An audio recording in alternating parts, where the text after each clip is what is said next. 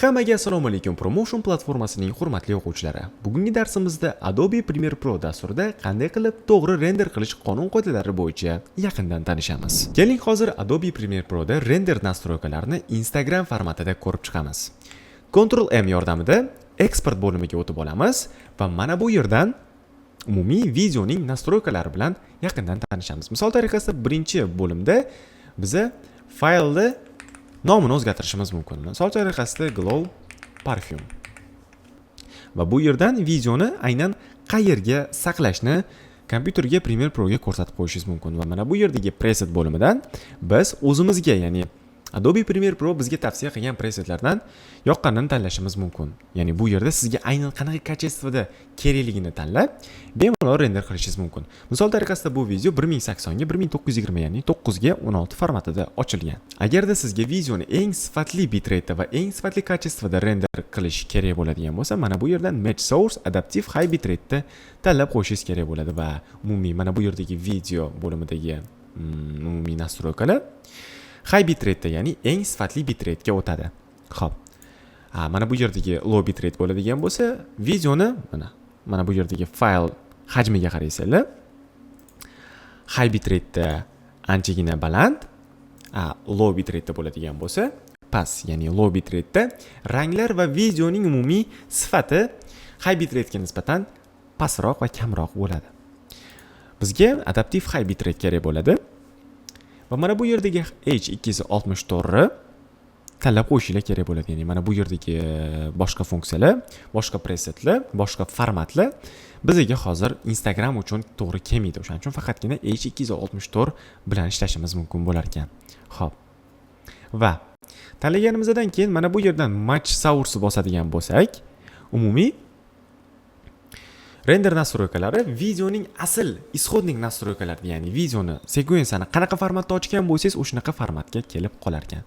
Mana bu yerdagi galochkalarni ochib chiqadigan bo'lsak, buni o'zimiz qo'limizda nastroyka qilib chiqishimiz mumkin. Misol uchun boya aytganimdek 1080 ga 1920 turibdi. Frame rate, ya'ni FPS videoning har bir sekundida nechta kadr bo'lishi, ya'ni agarda siz videoingiz plavniy va sifatli bo'lishini xohlasangiz 60 ta kadr sekundiga qo'yishingizni maslahat beraman, lekin bu Instagramda ishlamaydi.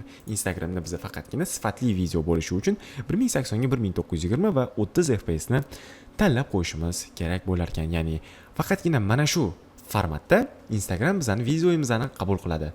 Chunki Instagram 60 fps da yokida boshqa fps larda videolarni qabul qilmaydi. Hamma video 30 fps da va 1080 ga 1920 formatida qabul qilinadi.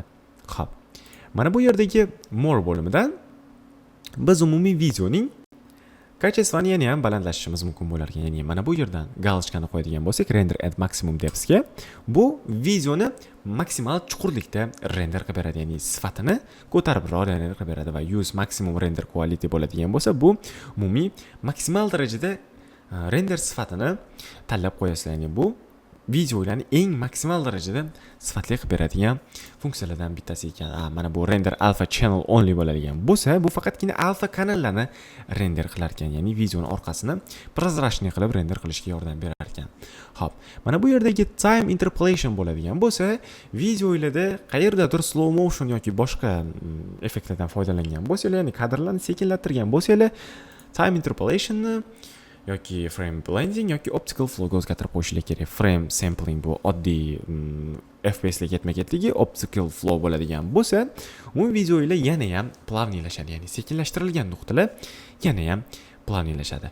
Encoding settings dan bo'ladigan bo'lsa, umumiy performance dan biz hardware encoding ni tanlab qo'ygan bo'lamiz. Hardware encoding bu umumiy videolar render bo'layotganda video kartani kuchini ishlatish uchun kerak bo'ladigan nastroyka hisoblanar ekan.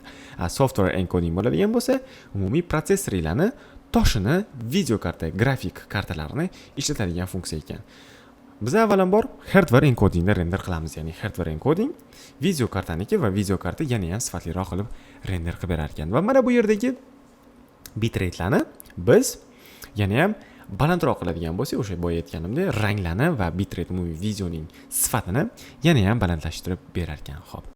Umumiy agarda biz 2K, ya'ni 1080 ga 920 render qilayotgan bo'lsak, mana bu 20 ni 40 ga o'zgartirib qo'yishimiz kerak, ya'ni 1080 1920, ya'ni HD formatda Full HD formatda 40 bitrate bizda anchagina sifatli bo'ladi. Misol uchun 4K render qilaman desangiz, buni 2 barobarga ko'paytirib render qilishingiz kerak, ya'ni 40 ni 80 ga ko'tarib render qilishingiz kerak bo'lar ekan. Xo'p.